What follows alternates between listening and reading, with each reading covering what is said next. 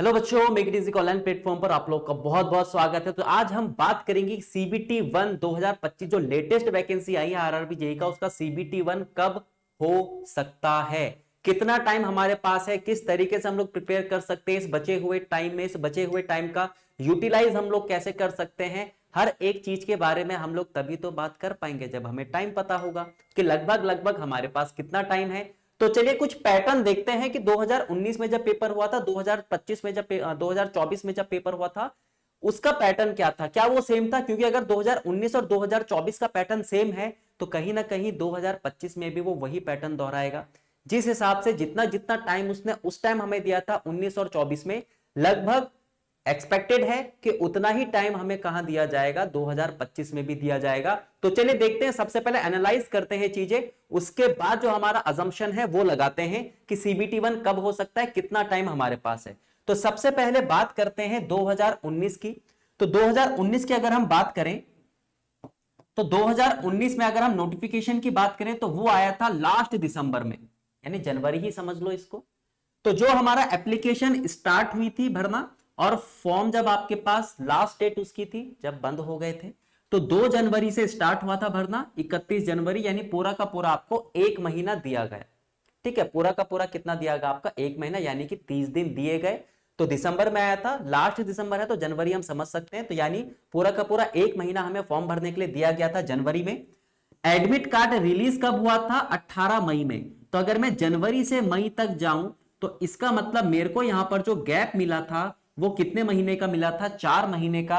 यानी मेरे पास जो अपनी प्रिपरेशन करने का, अपनी स्ट्रेटेजी बनाने का जो टाइम था वो 4 महीने था, है ना। 2019 की हम बात कर रहे हैं कि जनवरी में आपका क्या आया था, नोटिफिकेशन आया था, यानी जनवरी से फॉर्म भरना स्टार्ट हुए थे और मई में क्या हो गया, उसका एडमिट कार्ड रिलीज हो गया और मई में ही आपका क्या करा दिया गया, पेपर 22 मई से आपके पास जून में पेपर करवा दिया गया। यानी आपके पास सिर्फ और सिर्फ जो टाइम था वो कितना था? 4 महीना। ठीक है भाई, 2019 के बारे में हम लोगों ने देख लिया कि फॉर्म कब आया था, है ना। जो आपके पास नोटिफिकेशन है वो कब आया, कब से फॉर्म भरना स्टार्ट हुए, कितनी तारीख को एडमिट कार्ड आया आपके पास और कब से पेपर भरना या पेपर देना स्टार्ट हुआ। अब बात करते हैं टाइम हमें कितना मिला, 4 महीना। अब देखते हैं जो पिछले साल हुआ 2024 में, उसमें क्या था, क्या यही पैटर्न था? तो हमने देखा पिछली बार जो 2024 का नोटिफिकेशन रिलीज हुआ था वो जुलाई में हुआ था, 27 जुलाई, यानी जुलाई का एंड आप इसको भी मान लीजिए कि ये जुलाई के एंड में, जैसे वहां पर आपका दिसंबर के एंड में आया था सेम वैसे यहां पर जुलाई के एंड में भी आया। अच्छा, हमारा जो फॉर्म भरने की स्टार्टिंग और क्लोजिंग डेट है वो 30 जुलाई से लेकर 29 अगस्त, यानी आप कह सकते हो कि पूरा का पूरा अगस्त का महीना। यानी फिर से हमें कितना मिल रहा है, लगभग लगभग 30 दिन हमें यहां पर मिले, एक महीना समझ लो। मतलब आप अगर मोटा मोटा हिसाब लेकर चलो ना तो ये चलो कि अगस्त में ही आपका नोटिफिकेशन आया था, अगस्त में ही आपके पास फॉर्म भरना स्टार्ट हुए, तो पूरा अगस्त हमें किसके बेस पर मिला था, फॉर्म भरने के लिए मिला था। ठीक है, अच्छा, अब जो हमारा सीबीटी 1 हुआ था उसका एडमिट कार्ड कब रिलीज हुआ? दिसंबर में, 12 दिसंबर, और जो आपका एग्जाम हुआ वो भी दिसंबर में ही हुआ। तो हमने देखा पिछली बार तो जनवरी में आया था, मई में हो गया था, 4 महीने मिले थे। यहां पर हमें कितना टाइम मिला?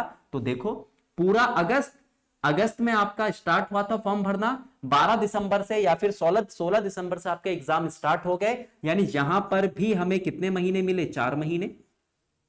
यहां पर भी आपके पास 4 महीने मिले पूरे के पूरे, है ना। अगस्त, सितंबर, अक्टूबर, नवंबर, दिसंबर में आपका पेपर, वहां पर जनवरी, फरवरी, मार्च, अप्रैल, मई में आपका पेपर, तो 4 4 महीने हमें मिल गए यहां पर। तो भाई अभी तक तो पैटर्न यही कह रहा है कि भाई आरआरबी जेई जो है, आरआरबी वाले क्या करते हैं कि नोटिफिकेशन जारी करते हैं लास्ट में, लास्ट मतलब मंथ के लास्ट में। तो जरा देखो यहां पर भी मंथ का लास्ट ही है एक टाइप से, है ना, 22 अक्टूबर लगभग एंडिंग ही आप लोग समझ लीजिए। अच्छा, उसके बाद वो क्या करते हैं, एक महीने का हमें टाइम देते हैं फॉर्म भरने का। ठीक है, जैसे यहां पर आप आ जाओ, 22 अक्टूबर को आपके पास नोटिफिकेशन जारी हुआ, 31 अक्टूबर यानी बिल्कुल लास्ट, अक्टूबर सोचो है ही नहीं, 30 नवंबर यानी पूरा का पूरा एक महीना हमें क्या मिल रहा है, फॉर्म भरने के लिए मिल रहा है। तो भाई अभी तक तीनों चीजें सेम है। पहला कि वो मंथ के लास्ट में देते हैं, सेकंड आपके पास क्या है कि वो एक महीना पूरा का पूरा देते हैं। उसके बाद आपको जो टाइम मिलता है वो कितने महीने का मिलता है? 4 महीना इंक्लूडेड दैट जो आपका टाइम पीरियड है किसका, फॉर्म भरने का, उसका। तो अगर हम यहां पर अपना लॉजिक लगाएं, थोड़ा सा सोचे जिस हिसाब से पैटर्न अभी फॉलो कर रहा है, तो कहीं ना कहीं देखो हमें थोड़ा सा हिंट मिल सकता है ना कि हमारे पास कितना टाइम है, क्योंकि जब तक हमारे ऊपर टाइम का प्रेशर नहीं होगा तब तक हम अपनी एक्चुअल शक्तियों का यूज नहीं कर सकते। कौन सी शक्ति? जहां पर हम 24 घंटे को 48 घंटे बना देते हैं, यानी कि दिन दुगनी रात चौगनी हम लोग क्या करते हैं, मेहनत करते हैं। टाइम अगर हमें पता चल जाए कि इतना टाइम मेरे पास है, तो हम उसके अकॉर्डिंग अपना पेस डिसाइड कर सकते हैं प्रिपरेशन का, कि अब किस गति से हम लोग अपनी प्रिपरेशन स्टार्ट करें। तो अगर हम बात करें 2025 की, तो 2025 में आपके पास नवंबर पूरा का पूरा दिया जा रहा है। तो नवंबर, दिसंबर, जनवरी, फरवरी, 4 महीने मिल गए हमें पूरे के पूरे। अब जो पेपर एक्सपेक्टेड है वो आपके पास क्या है, मार्च, यानी मिड मार्च से लेकर आप लोग अप्रैल स्टार्टिंग के आसपास समझ सकते हैं कि सीबीटी 1 जो है वो 2026 में कंडक्ट कराया जा सकता है। देखो ये आपका पूरा का पूरा सेशन लाने का सिर्फ एक ही मकसद था कि आप लोग को बताना कि आप लोग के पास कितना टाइम है। 19 में भी आप लोगों को लगभग 4 महीना दिया था नोटिफिकेशन आने के बाद, 24 में भी आपको लगभग 4 महीने मिले थे नोटिफिकेशन आने के बाद। तो अभी भी एक्सपेक्टेड यही है, पॉसिबिलिटी यही है सारी की सारी, कि आप लोगों को जो टाइम मिलेगा वो 4 महीना ही मिलेगा। देखो ऊपर नीचे हो सकता है, इसकी कोई गारंटी नहीं, लेकिन जिस हिसाब से अभी तक वो चीजें ट्रेंड फॉलो कर रहे हैं उस हिसाब से आपके पास कितने महीने हैं, 4 महीने। और इन 4 महीने में आप लोगों को सीबीटी वन के लिए बहुत ज्यादा मेहनत करने की जरूरत है। आप लोगों को अपना सिलेबस कवर करना पड़ेगा, ठीक है, साथ ही साथ आप लोगों को रिवीजन करना पड़ेगा, क्योंकि ये बेसिक की है किसी भी एग्जाम को निकालने की। रिवीजन आपके पास, साथ ही साथ क्या आपके पास प्रैक्टिस बहुत ज्यादा जरूरी है। जब ये तीनों चीजें हो जाएंगे उसके बाद हम लोग क्या लगाते हैं, मॉक टेस्ट लगाते हैं।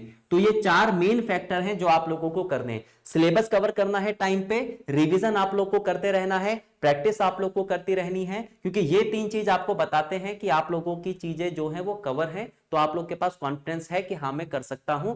उसके बाद जब हम लोग मॉक टेस्ट देते हैं तो वहां पर हमें छोटी छोटी गलतियां मिलती हैं, ठीक है। मॉक टेस्ट हम नंबर के लिए कभी भी नहीं करते। मॉक टेस्ट हम चेक करते हैं कि भाई हमने अभी तक जो मेहनत करी है, हमने जो सिलेबस कवर करा है, प्रैक्टिस और रिवीजन जो करी है, वो कितना फल दे रहा है, कहां कहां पर मैं छोटी छोटी गलतियां कर रहा हूं, है ना। यही सारी की सारी चीज क्या चेक करने के लिए हम क्या करते हैं, मॉक टेस्ट देते हैं। क्योंकि अगर आपको पेपर निकालना है तो आप लोगों को स्पीड के साथ साथ एक्यूरेसी पर भी ध्यान देना है।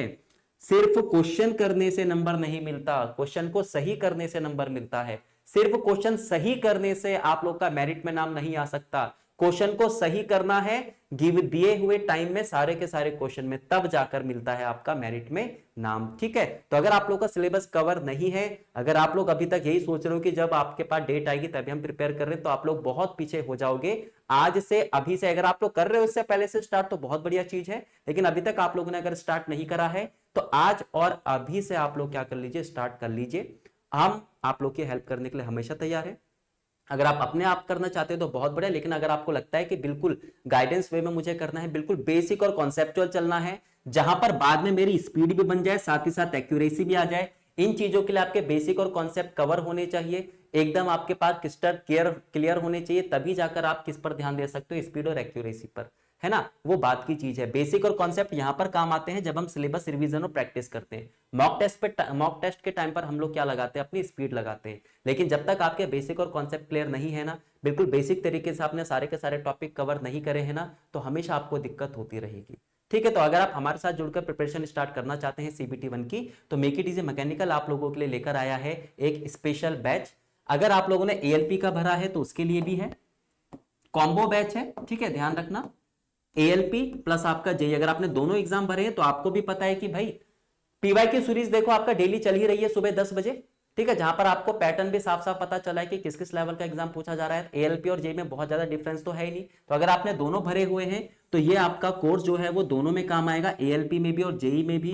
प्रॉपर आपके पास नॉन टेक का ये बैच है, ठीक है। मैथ्स इसमें कवर्ड है, रीजनिंग है, साइंस है और आपके पास जनरल अवेयरनेस है। मैथ्स और रीजनिंग में सारी की सारी चीजें, जैसे कि मैं बोलता हूं कि बेसिक और कॉन्सेप्ट इसी तरीके से कराई गई है। साथ साथ बताया गया कि अप्रोच हम लोग क्या रख सकते हैं, क्वेश्चन को करते किस तरीके से, क्वेश्चन को जल्दी किस तरीके से कर सकते हैं, हर एक चीज के बारे में बताया है। सेम ऐसे ही साइंस और जीके जीएस के बारे में भी, ठीक है।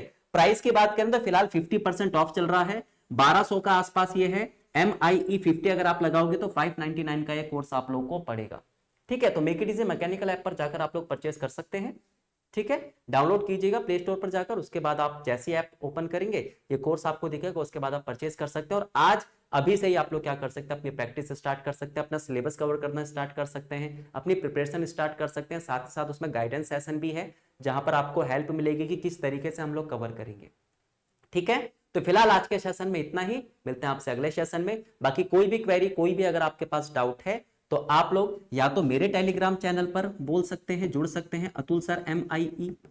ठीक है, मैथ्स और रीजनिंग से रिलेटेड कोई भी डाउट हो आपका, किसी भी टाइप का डाउट हो, इस टेलीग्राम चैनल पर आप लोग भेज सकते हैं। मैं उसी टाइम या फिर थोड़ा टाइम लेकर उसको सॉल्व जरूर करूंगा। बाकी और कोई कोर्स से रिलेट करता हुआ कोई भी आपका डाउट हो, है ना, आपको कैसे परचेस करें, किस तरीके से कूपन कोड लगाएं, तो आप हमारे हेल्पलाइन नंबर पर कॉल कर सकते हैं, जहां पर आपको पूरी जानकारी दी जाएगी। ठीक है, तो फिलहाल आज के सेशन में इतना ही। बाकी देखो और भी अगर न्यूज मिलती है तो टाइम टू टाइम आप लोग के सामने लाई जाएगी। Okay, thank you.